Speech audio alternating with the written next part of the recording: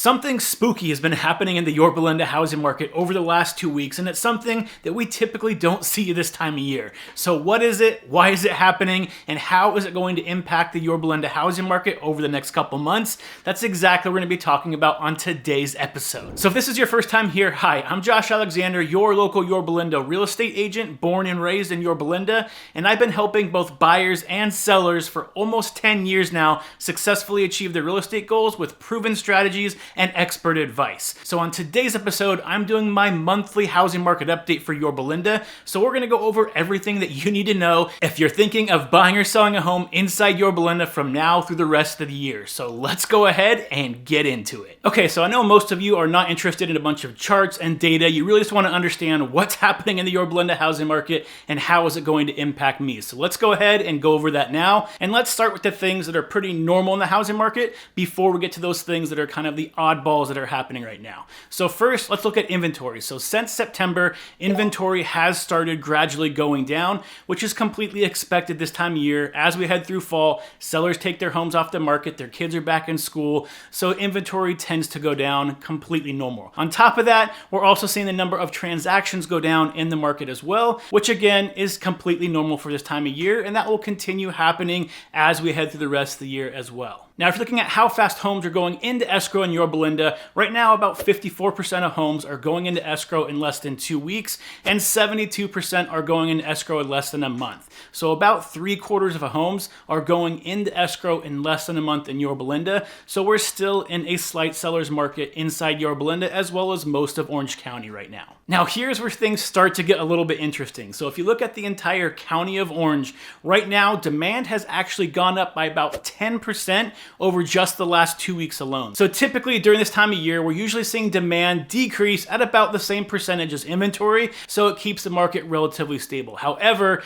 because we're starting to see demand go up faster than supply, the market is actually heating up in Yorba Linda right now, and homes are actually selling faster than they were last month because of that. Now again, this is not something that's typical this time of year, so why is this happening? Well, as you probably guessed, it has everything to do with interest rates. So since May, interest rates have been heading in a downward direction, starting at about 7.5%, and right now they're at about 6.2%. So for the average buyer trying to get into the Yorba Linda housing market right now, they can afford a home that's 10 to 15% higher cost than they could at the beginning of summer. So it's encouraging a lot of buyers right now to enter the market, get those pre-approvals done, so that way they're able to take advantage of any homes that do pop up, because affordability has actually improved over the last 6 months, because although homes are still going up slightly in value right now because of that giant interest rate drop, homes are definitely a lot more affordable now for more buyers than they were at the beginning of summer. So speaking of the remainder of the year, if this trend continues, which I believe it should,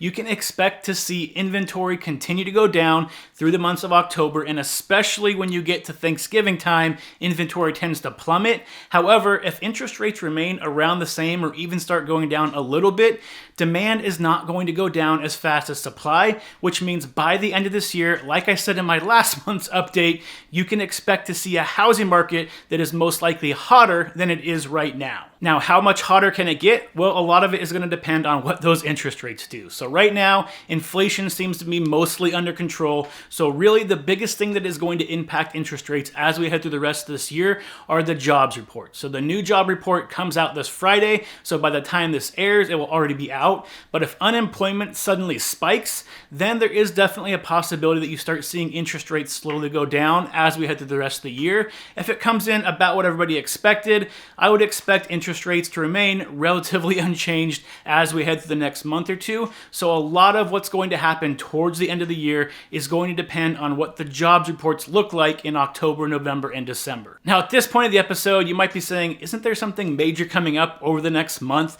that might impact the housing market? Maybe an election or something like that? Yes, so there is an election coming up. It is in November, and if you want to understand how elections tend to impact the housing market, I dedicated an entire episode video to that, so you can check that out right up here if you're watching this on YouTube, and I'll also post it at the end of this video. But definitely check that out, because in that one I dive a little bit more into the data to show you exactly what you can expect to happen during a typical election cycle before and after the election happens. So if you're thinking of buying or selling a home before the end of the year, what is the best advice that I have for you?